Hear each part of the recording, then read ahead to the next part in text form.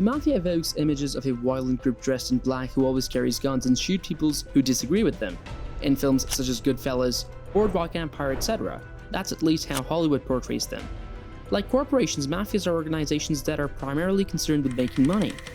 There is only one difference between the mafia and the normal business, and that is they operate illegally. So how does the mafia make money?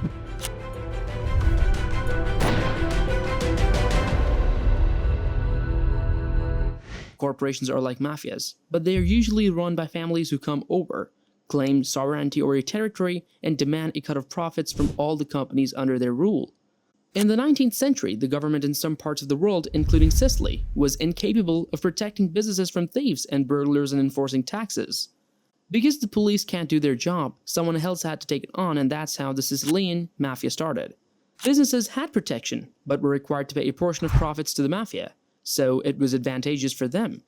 It is almost impossible to be messed with when you're protected by the mafia because they portray a violent image of fear so that no one wants to disturb them. If they do so, they will encounter the mafia. Rather than enforce orders on the streets, the mafia operated like a government. The mafia seems to be doing a good job at this point, but not everything is as black and white as it seems. By refusing to pay them some of your profits, you will have to protect yourself from them, which is not a great deal.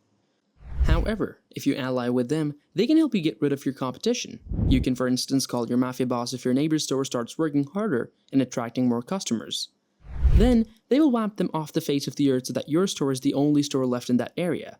Along with collecting taxes, mafias are usually engaged in illegal businesses, where there is little competition or none at all, and profits are extraordinarily high.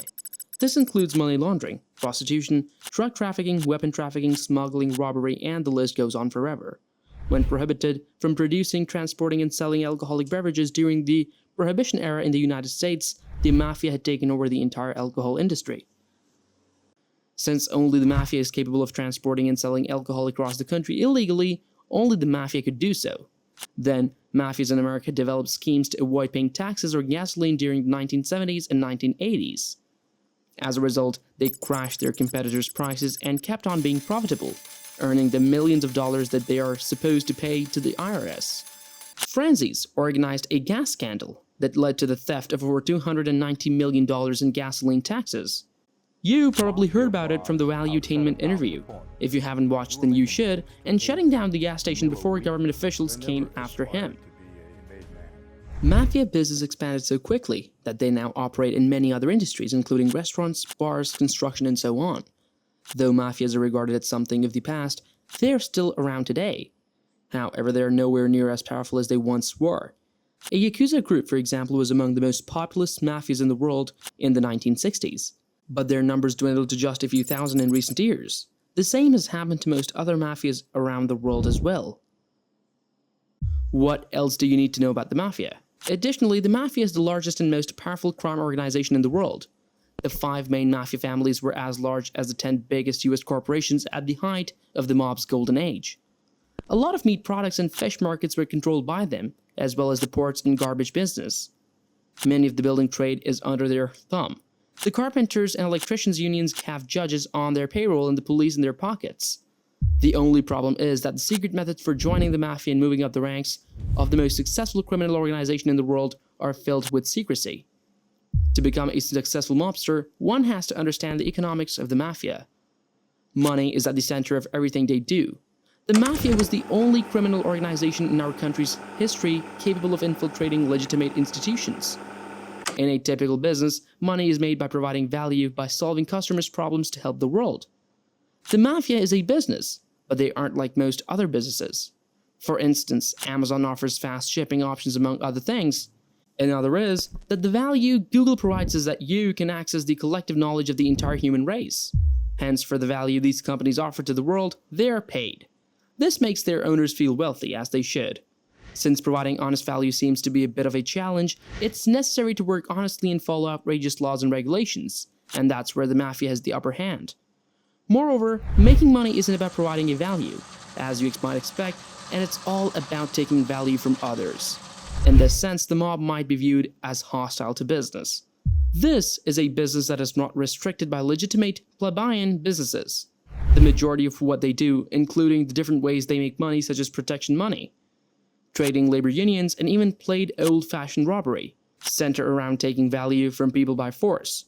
For example, take the classic protection racket, where mobster members go door to door to mom and pop's shops and offer to solve a problem the shop already has instead of solving one they already have. To protect yourself, they will need to pay you $100 a week so that you may stop those criminals from breaking their windows, analyzing their property, robbing them, and even harming their families. As a result, you can now receive $400 cash flow each month. In the unlikely case that they do not, perhaps their windows will be conveniently smashed by some obnoxious criminals the next day. This is an example of a broken window fallacy. How about protecting 100 brick and mortar stores? Moreover, you're bringing in over $500,000 each year just from one of your rackets without even having to provide any value.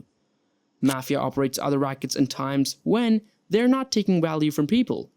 This is like legitimate businesses providing to their customers by providing illegal goods because illegal goods are very profitable. They were using drugs, illegal gambling, loan sharking, and alcohol during prohibition times, whatever was popular at the time. All of this racketeering money coming in would make the IRS wonder where all of their dirty cash comes from, so the mafia can't just spend it outright. Then they will usually set up legitimate businesses to launder the money and wash away all the excess blood away to look legit. Additionally, they will get some legal income coming in, so it's a win-win for everyone. Among the possibilities are stores, legal casinos in Las Vegas and Atlantic City, and many others. Mob business does share one thing with regular businesses, as we have mentioned a while ago, and that is money. There is no honor, no respect, no loyalty, no God. It's not about these other things you see in the Godfather movies, among them being a mafia family whose only God is the holy dollar. Mafias must know their place in the organization to command the status that they so desperately desire.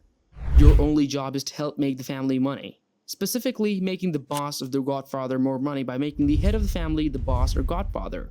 There are two ways to go about it, and that is all that matters.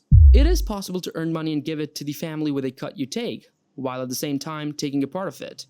Another option is to kill. In an environment where the mafia operates outside the law, someone will be needed to enforce their rules and contracts to ensure that they are paid. You could do very well in this role if you were an emotionless killer, and you'd get paid a lot. An average mobster typically specializes in either making money or killing, either being proficient in both. So, what can you say about this? Let us know your thoughts in the comment section below. And don't forget to subscribe to our channel, smash the thumbs up button, and save us by the bell. See you next time.